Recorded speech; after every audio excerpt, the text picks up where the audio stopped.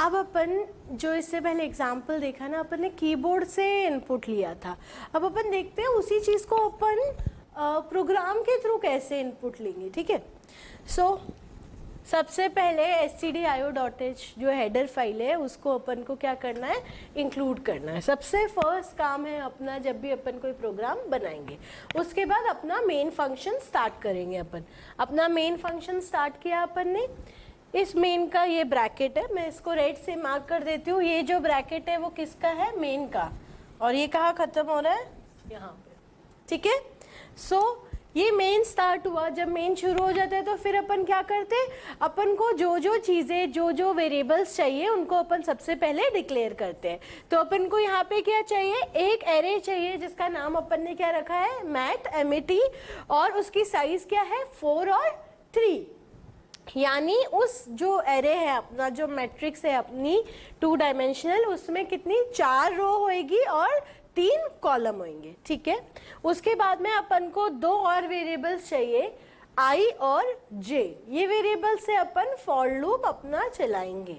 ठीक है, अब ये मेरा फॉर लूप है।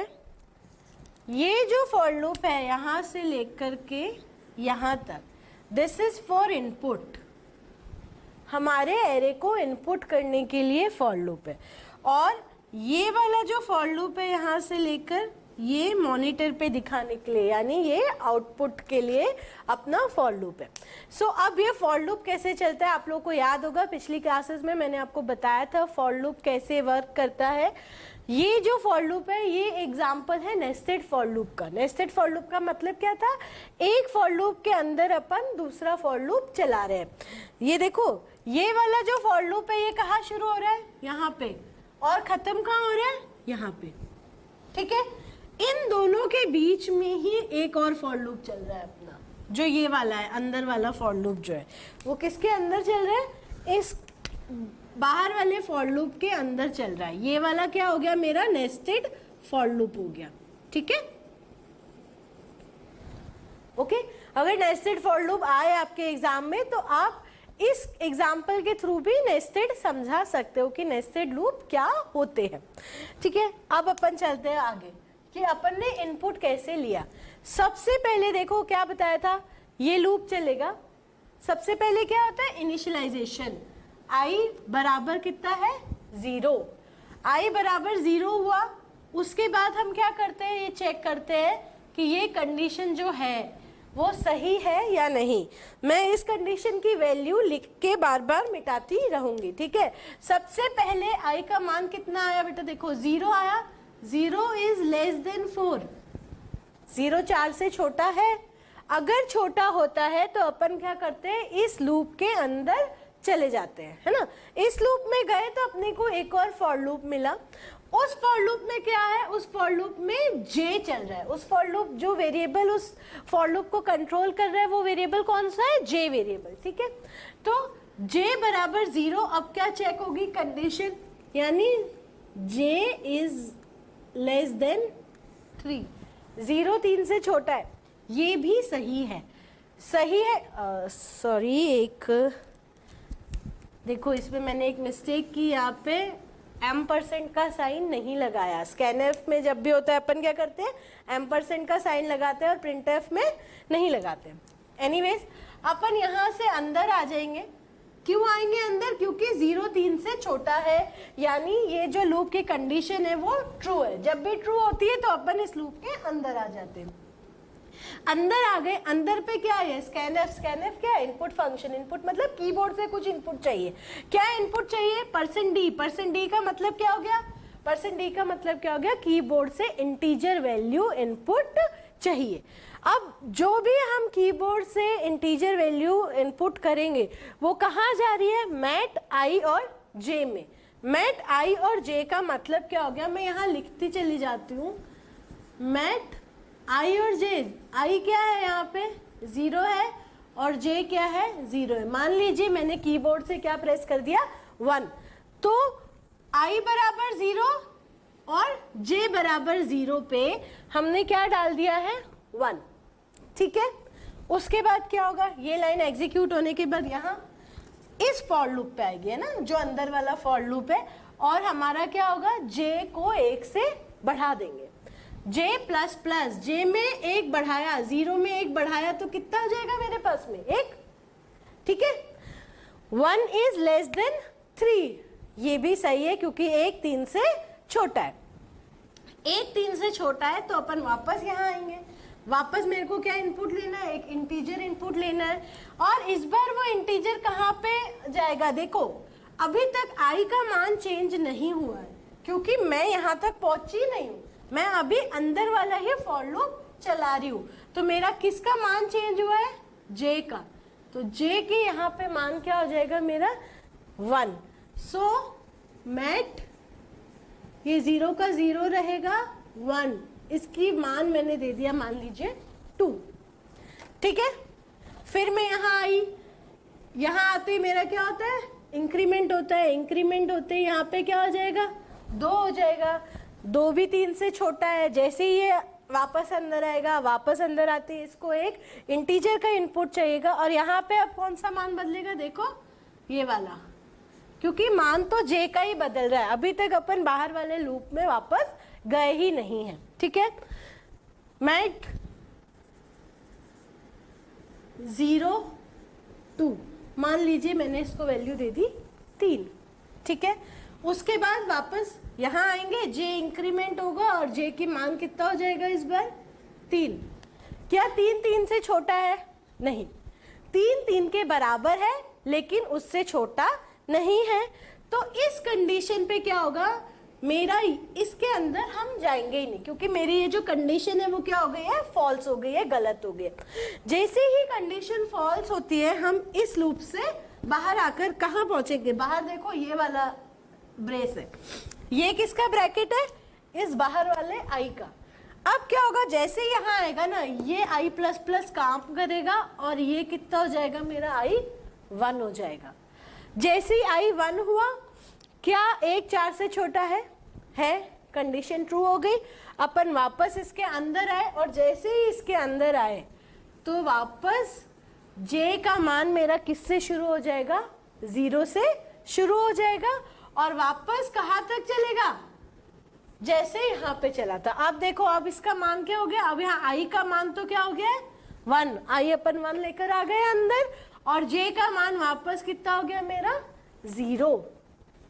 तो अब जो नेक्स्ट में 1 और 0 बराबर मैं मान लेती हूँ 4, ठीक है। फिर यहाँ आओगे, यहाँ आते ही j का मान वापस बढ़ेगा, वापस बढ़ के क्या हो जाएगा 1 इज लेस देन 3, ये ट्रू है तो वापस यहाँ अंदर आएंगे। अब i का मान नहीं बदला, अब सिर्फ j बदल रहा है। यहाँ 1 हो गया, यहाँ पे क्या हो गया, मैट 1 of 1 बराबर मैंने मान दे दिया 5।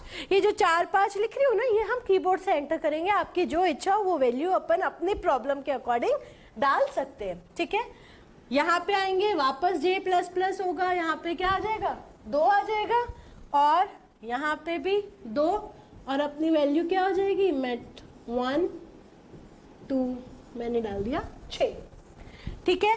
फिर यहाँ आए, इंक्रीमेंट हुआ, ये कितना हो गया 3 3 से छोटा है, नहीं छोटा है। जैसे ही यहाँ से बाहर निकले अपन यहाँ पहुंचेंगे, यहाँ पहुंच के अपन वापस कहाँ आएंगे, i को इंक्रीमेंट करेंगे और i कितना हो जाएगा मेरा 2। और अब j का मान, जैसे अपन वापस अंदर घुसेंगे ना इस लूप में, तो j का मान वापस 0 पे सेट हो जाएगा। और ये चीज कब तक चलती रहेगी, जब तक ये बाहर वाला जो लूप है वो फॉल्स नहीं हो जाता। अब मैंने यहाँ पे 4 रो लिया था, मैं यहाँ पे सिर्फ क्या कर लेती हूँ 2 रो, एक एग्जाम्पल के लिए ले लेते हैं ना। कितनी ले लिए मैंने, 2 रो ले लिए, 2 रो ले लिए तो ये जो लूप है ये भी कितना चलेगा मेरा 2 तक, कॉलम उतने ही रखते हैं अपन, ठीक है। अब क्या हुआ देखो, ये एंट्री कर दी मैंने, यहाँ पे आ गई, यहाँ से यहाँ आए, वापस i प्लस प्लस हुआ और i कितना हो गया मेरा 2 हो गया। यहाँ पे भी वैल्यू क्या 2 से छोटा है, नहीं है, 2 से छोटा नहीं है। तो अपन क्या आ जाएंगे, इससे बाहर आ जाएंगे और अपन ये सारी चीजें अपनी बाहर आ जाएंगे और अपना जो ये वाली मैट्रिक्स है अब इसको अपन प्रिंट कराते हैं। देखो मैंने क्या चेंज किया है, समझाने के लिए सिर्फ रोज मैंने क्या कर दी, इसको 2 कर दी थी जो पहले 4 थी, तो जहां पे भी 4 लिखा है उसको मैं क्या करती हूँ 2 कर देती हूँ। ठीक है, अब ये लूप क्या करेगा, ये लूप जो अपन ने इनपुट लिया है ना उसको प्रिंट करेगा। किस प्रकार प्रिंट करेगा, देखो 1 2 3 4 5 और 6। ठीक है, अब ये जो मेरी मैट्रिक्स है, ये रही मेरी मैट्रिक्स। ठीक है, इसको पढ़ते कैसे है आप ये देख लो। ये मेरे मैट्रिक्स नाम का एक एरे है, इसमें ये जो प्लेस है, रेड पेन से कर देती हूँ, ये जो प्लेस है, ये जो पोजीशन है वो क्या कहलाती है 0 0। 0 0 का मतलब क्या हो गया, 0 नंबर रो और 0 नंबर कॉलम। ये तो क्या होगी मेरी रो और ये क्या हो गया मेरा कॉलम। अब इसमें बताओ, इसमें क्या है, रो नंबर चेंज हो रहे हैं क्या, रो नंबर तो क्या रहेगा 0 ही, सेम ही तो रो है, लेकिन मेरा कॉलम कौन सा हो गया है, 0 के बाद क्या आ रहा है 1, तो मेरा कॉलम क्या हो गया है 1। ठीक है, इसके बाद इसमें भी मेरा रो नंबर तो सेम ही रहा, लेकिन कॉलम क्या हो गया है मेरा 2। सिमिलरली अगर अपन यहाँ देखें तो यहाँ पे अब मेरे को बताओ कॉलम नंबर, ये तो 0 नंबर थी, ये कौन सी नंबर हो गई 1 नंबर, तो यहाँ पे मेरा कॉलम नंबर तो क्या हो गया 1, सॉरी रो नंबर क्या हो गया 1, और कॉलम कौन सा है मेरे पास में 0। ठीक है, इसका कॉलम तो यही रहेगा और रो मेरा क्या हो जाएगा यहाँ पे 1।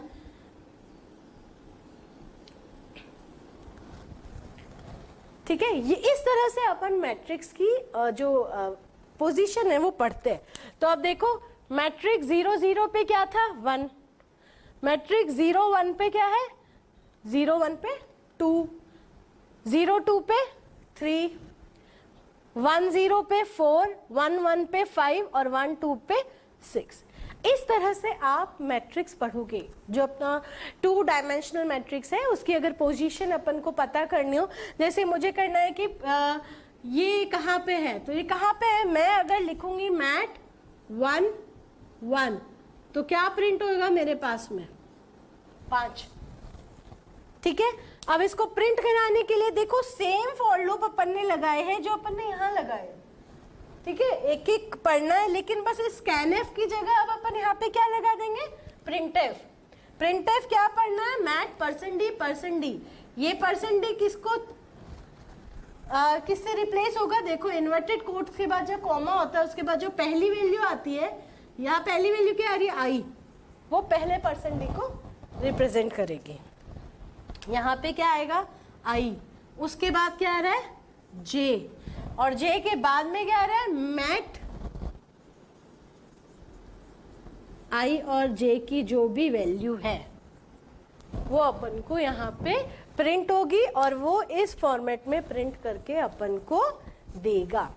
ठीक है, तो ये एक प्रोग्राम है 2 डायमेंशनल एरे को अपन कैसे कीबोर्ड के द्वारा पढ़ के उसको प्रिंट करवा सकते हैं। ठीक है, अब मैट्रिक्स का एडिशन कैसे कर सकते हैं, सब्ट्रैक्शन कैसे कर सकते हैं, ये सारी चीज़ें भी, ये 2 चीज़ें तो कॉमन ही रहेंगी उसमें, क्या इनपुट कैसे लेना है और प्रिंट कैसे कराना है, बीच में एक सब्ट्रैक्शन के लिए एक और लॉजिक अपन लगा देंगे। ठीक है, so this is your 2 dimensional array. Thank you.